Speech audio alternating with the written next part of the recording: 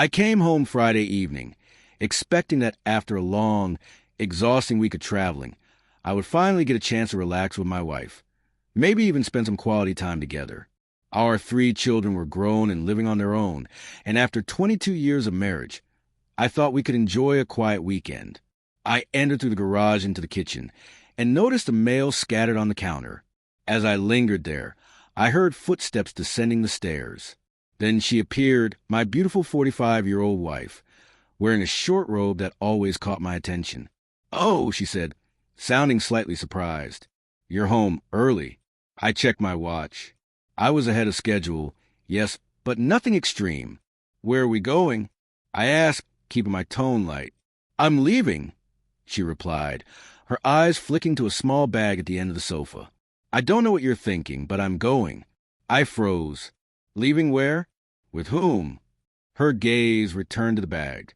"I have a date with William Strathmore. I'll be back Sunday night, and we can talk then." It felt like the floor had been ripped from under me. "You're doing what?" My first instinct was to call for backup. I grabbed my phone and dialed my daughter, barely holding it together.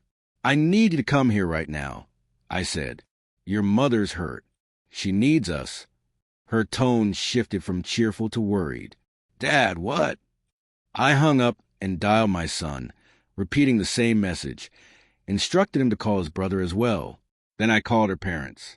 Confusion and shouting filled every call, but I had no time to explain.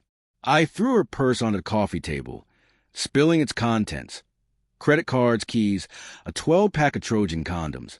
Ironic, since I had a vasectomy, and a confirmation email from the married in Kenilworth for a room from today through Sunday. William Strathmore. I thought I knew him, a pediatric surgeon at the hospital where my wife worked. We had met at a Christmas party years ago, and I didn't like him. Slimy, to say the least. His wife was stunning, and I suspected their marriage had cracks. I confiscated the credit cards and car keys and pocketed the email. I knew her phone code, our anniversary date. She was still upstairs, so I grabbed the hospital's emergency contact list and found Dr. Strathmore's home number. After 2 rings, a woman answered. "Hello, Mrs. Strathmore. This is David Collins, Judith's husband. Is everything okay?" "Oh, yes, Dave. I remember you. William. And I were just talking about you and your wife the other day. Is something wrong?" "I'm not sure," I said, "but I don't think William is where he says he is. My wife just told me she's spending the weekend with him at the Marriott in Kenilworth. And I have proof, a confirmation email for 7 rooms from today through Sunday." A long pause. Then she said, "Let me call you back." I didn't wait. I called the hospital's director of health, Karen Adams, someone my wife was close to. Her husband, a detective sergeant, I knew reasonably well. "Karen, it's Dave. I think something's going on between Dr. Strathmore and my wife, and it needs to be investigated." "Dave, I can't talk right now," she said quickly, then hung up. I was left standing, unsure what to do next. Judith's phone rang. I answered. A voice I didn't recognize said, "Judith, he knows everything.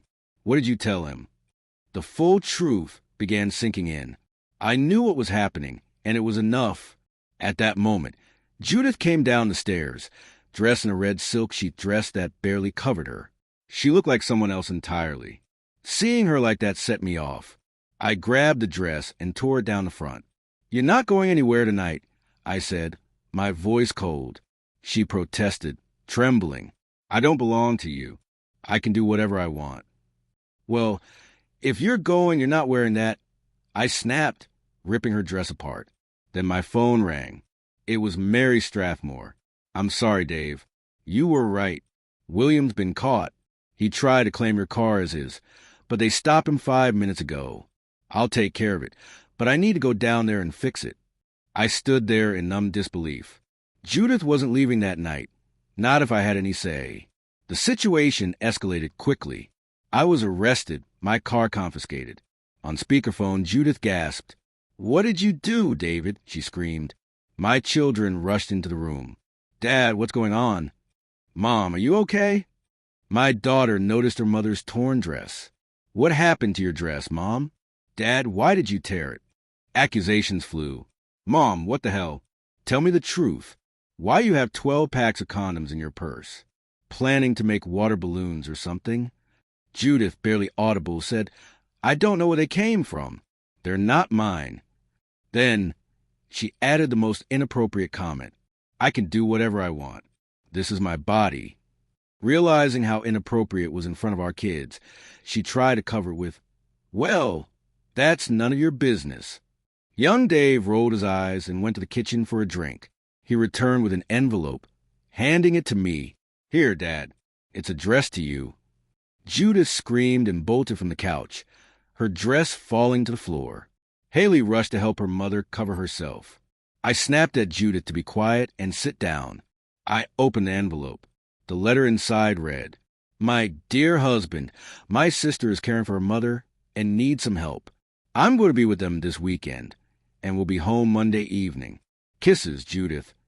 The children exchanged confused looks.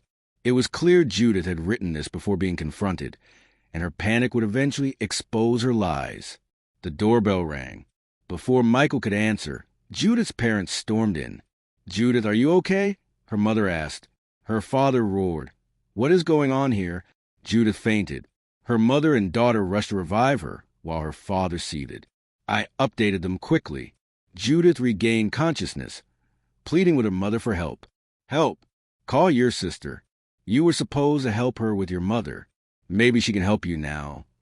I handed Judith's father the letter and dialed her sister, Mavis. Hello, is this David? How is Mom? Is she okay? Judith is being helpful. Can I speak with her?